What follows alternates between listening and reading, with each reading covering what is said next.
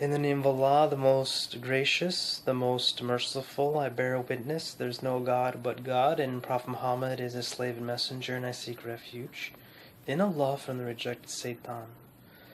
In this video, I'd like to talk about the Mahdi and how the Mahdi would handle wrongdoers and hypocrites. And we're going to go back to the Quran and the Sunnah of the Prophet, peace and blessings be upon him, and that's will be the key places of study for the Mahdi, and implementing the Quran is the way to rise to eminence. And as the Mahdi is known as the riser and the guided one, he will obviously go to the Quran and the Sunnah of the Prophet, peace and blessings be upon him. So in the Quran, Allah says in many verses in the Quran how to deal with wrongdoers and hypocrites.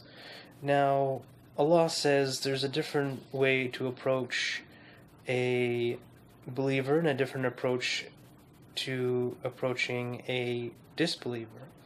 Now, when a disbeliever is doing something wrong, if you were to flat out and say this is what the Quran says and admonish them with the Quran, that they will necessarily not listen, most likely not listen and not care, and would create disharmony. And one of the important things is always to maintain harmony. And if Allah willed, He can guide anyone. Allah says in the Quran that if He willed, He could make everyone a believer. So don't be those who are lacking in knowledge. So Allah has power over all things. So we need people to have the space to allow them to make mistakes, allow them to proceed in their own path, even though it may not be the straight path. That we have to allow them to live their life in the way Allah guides them to live by, even though it may be the wrong way. So when, say, somebody, a disbeliever, comes up and says, I did this and all these bad things, and I went out doing this and that are all unlawful things that Allah forbids us to do, that we stay aloof from that, which means that we don't support what that person's saying, but we don't also correct them, that we just kind of just stay in a neutral position and being aloof, not showing a favor or a nay, and this will help maintain harmony as what Allah prescribes us to do in the Quran. And this will be a significant technique for the Mahdi. And when dealing with a believer, that the believer can be admonished with the Quran that they fear Allah, the unique creator of all that exists, and generally have in sincerity to wanting to do good, that admonishing with the Quran in a good, loving way, that they can take heed to the advice, to the correctness, and to the straight path, and we will be at a higher level of success rate admonishing a believer. So it's very important to know who's a believer and who's a disbeliever.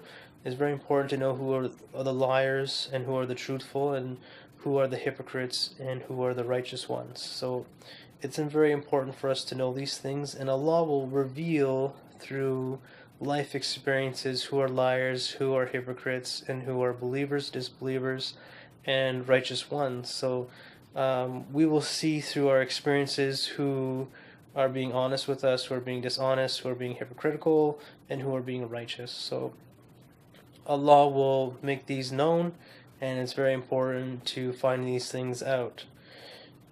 And Allah also says to leave them in peace. If you admonish them and they don't take heed, it's fine. There's nothing to worry about. Leave them in peace, and Allah will let them know in a future time what the wrongdoings they have done.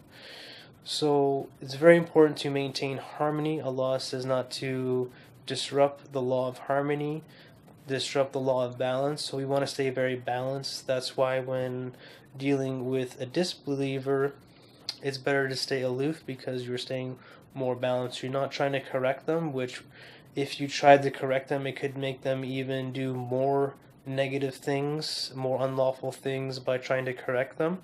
So it's actually better to just stay aloof, to stay neutral, not to show that you support or not try to correct them.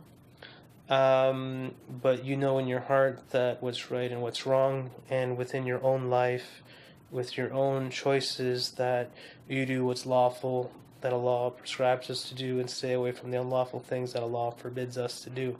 So those are some of the really main techniques that Imam Mahdi will use to deal with wrongdoers and hypocrites. It's very important to always maintain harmony and balance and closeness with Allah, the unique creator of all that exists.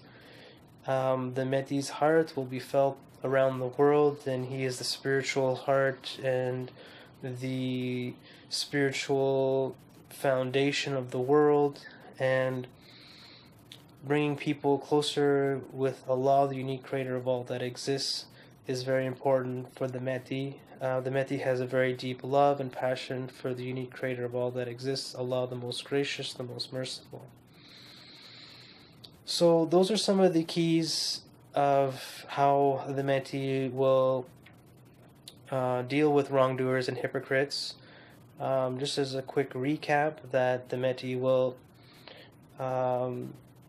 stay aloof, will stay neutral with disbelievers. If they come and try to say I did all these bad things, that we stay neutral with those people, what Allah recommends in the Quran, and that if someone is a believer, then we can admonish them, correct them with the Quran, and help guide them in a loving way, all maintaining harmony and balance. And we always leave people in peace, and Allah will correct all things on the Day of Judgment, will make it known to who is the righteous and who is the unrighteous, who are the hypocrites and who are the wrongdoers, and so forth on the Day of Judgment. So it's very important to maintain harmony and balance and love in our hearts, live by our hearts. As the Mahdi rises, we will all rise with the Mahdi, and live in our hearts with the sincerity and love of Allah, the unique creator of all that exists, and wanting to be closer with all of Allah's creation on a more deeper and profound level, to appreciate and be grateful for all the gifts that Allah bestows upon us all. So on that note, I'd like to thank Allah, the unique creator of all that exists, for allowing me to make videos and speak from my heart, and to be the person that I am, and to live a beautiful life. And I want to thank you all for listening, and may Allah guide and bless you, increase you in light and knowledge and closeness with Allah, the unique creator of all that exists. So peace and blessings be upon us all. May Allah protect all the believers, and protect our families and our children, and may Allah keep us close to Him in our hearts. Thank you so much. God bless.